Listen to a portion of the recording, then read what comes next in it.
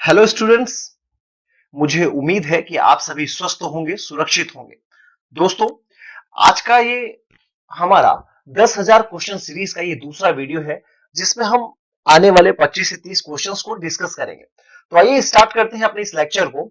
तो जो हमारा पहला क्वेश्चन है वो है कि आखिर किसका काल मुगल काल में वास्तुकला का स्वर्णकाल कहा जाता था। आपने अभी तक सुना होगा चित्रकला का स्वर्णकाल, है ना। तो चित्रकला का जो स्वर्णकाल है उसको जहांगीर को कहा जाता है। जहांगीर का काल था वो चित्रकला के संदर्भ में स्वर्णकाल था। लेकिन जब ये मामला वास्तुकला के बारे में पूछा जाएगा तो यहाँ सही उत्तर है शाहजहां का काल। ठीक है, इस क्वेश्चन को याद रखिएगा। चित्रकला जो है जहांगीर के काल में अपने उच्चतम स्तर पे थी और शाहजहां के काल में वास्तुकला। ठीक है, आइए बढ़ते अपने अगले प्रश्न पर। हमारा जो अगला क्वेश्चन है वो है कि कुतुब मीनार किसके नाम पर रखा गया।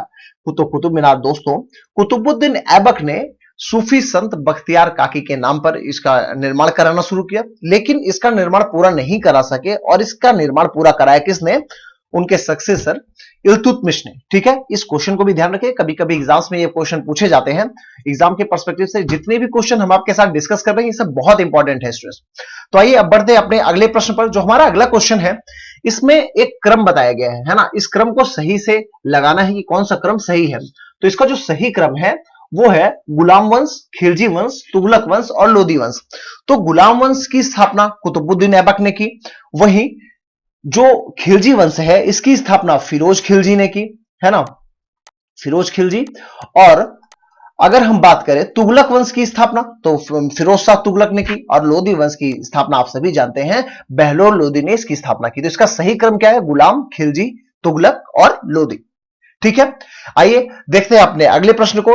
तो चचनामा कहां के इतिहास से संबंधित है? स्टूडेंट्स 712 ईस्वी में मोहम्मद बिन कासिम ने पहली बार सिंध पर जब आक्रमण किया तो वहां के राजा दाहिर के संदर्भ में यह पुस्तक लिखी गई। तो यह कहां के इतिहास से संबंधित है? सिंध के। तो चचनामा स्थित है सिंध से। ठीक है, अगला क्वेश्चन है हमारा कि मुगल राज्य में काजी अल कुजात कौन था? तो न्याय का जो सर्वोच्च अधिकारी था उसको मुगल काल में क्या कहते थे? काजी अल कुजात। ठीक है, ये प्रश्न याद रखिएगा। आजकल यूपीएससी और सभी पीसीएस एग्जाम्स में इस प्रकार के क्वेश्चंस पूछे जाते हैं। ठीक है, आइए बढ़ते हैं अपने अगले क्वेश्चन की ओर। जो हमारा अगला क्वेश्चन है वो ये कहता है कि सार्वजनिक वितरण प्रणाली यानी पीडीएस पब्लिक डिस्ट्रीब्यूशन सिस्टम, जो हमारे यहाँ गांव में आप देखते होंगे कि जो जहां हम राशन लेने जाते हैं उसका संचालन किसके द्वारा किया जाता है? तो इसका संचालन केंद्र सरकार या राज्य सरकार, इसके में किसके द्वारा किया जाता है? दोनों के द्वारा किया जाता है। ठीक है, माल भेजता कौन है? केंद्र सरकार, और उसको फिर आवंटन कौन कराता है? राज्य सरकार है। ठीक है स्टूडेंट्स, आइए बढ़ते हैं अपने अगले प्रश्न पर।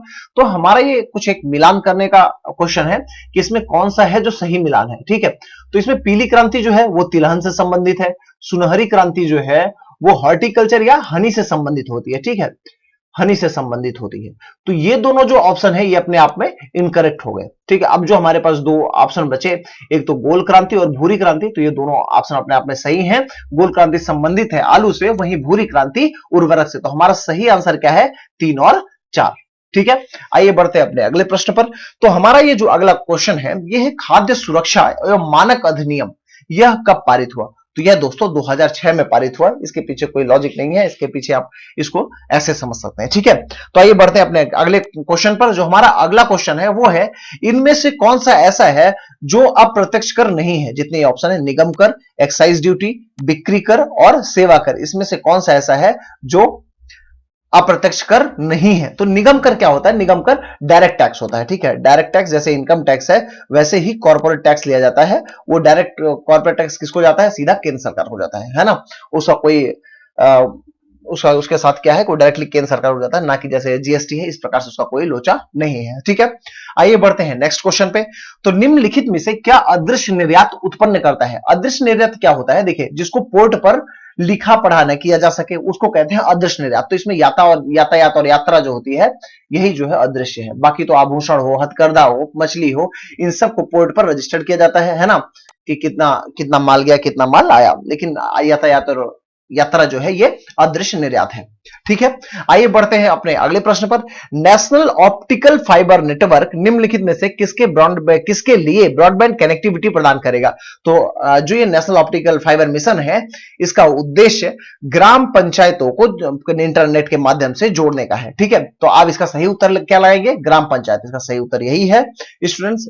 तो भारत सरकार का ये मिशन है कि सभी गांवों में इंटरनेट की सुविधा प्रदान की जाए। ठीक है, एक ये इंपॉर्टेंट क्वेश्चन आता है कि 10 राजाओं का युद्ध किस नदी के किनारे हुआ? तो इसका सही उत्तर है पुरुषणी नदी। ये हिस्ट्री का क्वेश्चन है। ठीक है, अच्छा क्वेश्चन है, कभी कभी एग्जाम में पूछ लिया जाता है। आइए बढ़ते हैं अपने अगले क्वेश्चन पे। कौन सा पिटक नैतिक आचार संहिता के बारे में बताता है? तो विनय पिटक है स्टूडेंट्स, जो नैतिक आचार संहिता के बारे में बौद्ध धर्म से संबंधित है और इसी के बारे में बताता है। ठीक है, भारत का सबसे बड़ा नमक उत्पादक राज्य कौन सा है? तो स्टूडेंट्स आपको लगेगा कि भारत का सबसे बड़ा नमक उत्पादक राज्य राजस्थान है, लेकिन ऐसा नहीं है। सबसे बड़ा उत्पादक राज्य गुजरात है और इसका करेक्ट आंसर है बी। ठीक है, अगर इसको आपको डेटा मिलाना हो तो इसका डेटा मिला लीजिएगा। तो इसका करेक्ट आंसर बी है। गुजरात जो है भारत का सबसे बड़ा नमक उत्पादक राज्य है। ठीक है, आइए बढ़ते हैं अपने अगले क्वेश्चन पे। निम्नलिखित में से किस नदी का उपयोग ओलिव रिडले कछुए के अंडे देने के लिए करते हैं? तो देवी नदी है और ये नदी है कहां? ओडिशा में, है ना। ओडिशा में इस नदी पर क्या होता है, हर साल जो ओलिव रिडले कछुआ होता है ये आके वहां पर अंडे देते हैं, है ना। और ये जो ओलिव रिडले कछुआ होता है ना, ये अपने आकार में थोड़ा छोटा होता है। ठीक है, इसकी यही विशेषता है और उड़ीसा में ये बहुत सारी संख्या में आकर अंडे देते हैं स्टूडेंट्स। तो ये क्वेश्चन याद रखिएगा। आइए बढ़ते हैं अपने नेक्स्ट क्वेश्चन पे। निम्नलिखित में से भारत में ही उत्पन्न होने वाली सबसे लंबी नदी कौन है? तो भारत में उत्पन्न होने वाली सबसे लंबी नदी है गंगा। कहां से होती है? तो उत्तराखंड से। आपको पता है इसका गंगोत्री ग्लेशियर से जो है इसका उद्गम होता है। इसमें 2525 किलोमीटर की पूरी इसकी वो है ना, लंबाई है इसकी। तो इस वजह से इसका हमारा करेक्ट आंसर क्या है? हमारा करेक्ट आंसर बी है। ठीक है, तो तुलबुल परियोजना किस नदी पर है? तुलबुल परियोजना जम्मू कश्मीर में एक झेलम नदी के किनारे जो है बनाई गई है। तो यह किस नदी के किनारे है? झेलम नदी के किनारे। इसका करेक्ट आंसर है सी स्टूडेंट्स। ठीक है, आइए बढ़ते हैं नेक्स्ट क्वेश्चन पर। कयाल नामक भौगोलिक संरचना भारत में किस राज्य में पाई जाती है? देखिए कयाल क्या होता है, जैसे आप जब हम भारत का ये ऐसे नक्शा देखेंगे, है ना, तो यहाँ पे जो केरल वाला राज्य है, केरल राज्य है, ऐसे ही अंदर एक थोड़ा सा ऐसे कटा हुआ क्षेत्र है ना। ये यहाँ पर समुद्र का पानी आता है और फिर जाता है, इसी एरिया को कहते हैं कयाल। तो ये जो क्षेत्र है भारत में केरल में है। ठीक है, तो इस क्षेत्र को कहां पाया जाता है? केरल में। और इसी को जो है यहीं पर कोची बंदरगाह है, जिसको क्या कहा जाता है? बंदरगाह को अरब सागर की रानी कहा जाता है। और ये कहां है? कयाल में है। कहां? कयाल है ये केरल। ठीक है, ये दोनों क्वेश्चन आपस में कनेक्टेड थे स्टूडेंट्स। निम्नलिखित में से किस दशक में भारत की जनसंख्या दर नकारात्मक थी? तो 1911 से 1921 का जो टाइम पीरियड था, इसमें भारत की जो पॉपुलेशन ग्रोथ रेट थी वो किस में थी? नेगेटिव में थी। ठीक है, इसको याद रखिएगा, इंपॉर्टेंट क्वेश्चन है। और चलते हैं अपने अगले प्रश्न की ओर। हमारा अगला क्वेश्चन है, गुरु शिखर चोटी किस राज्य में स्थित है? तो आपने माउंट आबू का नाम सुना होगा, है ना। तो ये कहां स्थित है? राजस्थान में। ठीक है स्टूडेंट्स, आइए बढ़ते हैं नेक्स्ट क्वेश्चन की ओर। जो हमारा नेक्स्ट क्वेश्चन है ये है कि सेकंड बुद्ध किसे कहा जाता था, यानी द्वितीय बुद्ध किसे कहा जाता था? तो सेकंड बुद्ध कहते हैं मैत्रेय को। ठीक है, इसको याद रखिएगा, एग्जाम में बहुत बार क्वेश्चन पूछा गया है। ठीक है, बहुत इंपॉर्टेंट क्वेश्चन है। तो मैत्रेय को सेकंड बुद्ध कहा जाता है क्योंकि इनके ज्ञान की वजह से इनकी जो नॉलेज है वो काफी ज्यादा थी। ठीक है, अब हमारा जो अगला क्वेश्चन है ये थोड़ा सा सभ्यता से रिलेटेड है। वर्तमान मानव जाति में कृषि और सभ्यता का प्रारंभ संभवतः कहां से हुआ था? तो ये माना जाता है कि इसका संभवतः अभी तक जितने साक्ष्य हैं उनसे ये माना जाता है कि अफ्रीका के नाइल नदी के निकट कृषि और सभ्यता का प्रारंभ हुआ था। ठीक है, आई होप आपको ये बहुत अच्छे से समझ में आ रहा होगा। हम जितने भी क्वेश्चन करेंगे स्टूडेंट्स, सिर्फ केवल क्वालिटी वाले क्वेश्चन करेंगे, एक भी फालतू क्वेश्चन नहीं करेंगे। अब आर्टिकल 14 क्या है, ऐसे क्वेश्चन पूछ ले जो एग्जाम में पूछे ही ना, तो उससे क्या मतलब है ना। तो जो थोड़ा एक लेवल के क्वेश्चन है उन्हीं को करेंगे। ठीक है, तो महाद्वीप जहां मानव से संबंधित जीवाश्म सबसे अधिक मिले हैं वो कहां है? तो है अफ्रीका में। अफ्रीका में जैसे नाइल नदी के किनारे आपने देखा कि एग्रीकल्चर और सभ्यता का विकास हुआ, तो उसी प्रकार मानव के सर्वाधिक जीवाश्म जो है ना वो कहां मिले हैं? अफ्रीका में मिले हैं। ठीक है, आइए अपने लास्ट क्वेश्चन को देखते हैं। तो वो है, पृथ्वी पर वर्तमान मानव होमोसेपियंस का इतिहास कितने वर्ष पूर्व और प्रारंभ हुआ था? तो इसका सही उत्तर है स्टूडेंट्स 10,000 वर्ष पूर्व। ठीक है, तो ये आज का था हमारा डिस्कशन। आप हमारे वीडियो को ज्यादा से ज्यादा अपने दोस्तों के साथ शेयर कीजिए। यह वीडियो आपके आने वाले एग्जाम्स में बहुत महत्वपूर्ण होगा स्टूडेंट्स। इसमें जो सारे क्वेश्चंस है ये आपको ना केवल एसएससी वनडे बल्कि आपको जितने भी पीएससी एग्जाम्स हैं उसमें आपको बहुत ज्यादा मदद करेगा। हमारे चैनल के साथ बने रहिए, हमारे टेलीग्राम पेज को स्काईलार्क सिविल्स एकेडमी डालकर शेयर कीजिए और उसको ज्वाइन कीजिए, वहीं पर आपको इसकी पीपीटी या पीडीएफ मिल जाएगी। ठीक है students, thank you so much.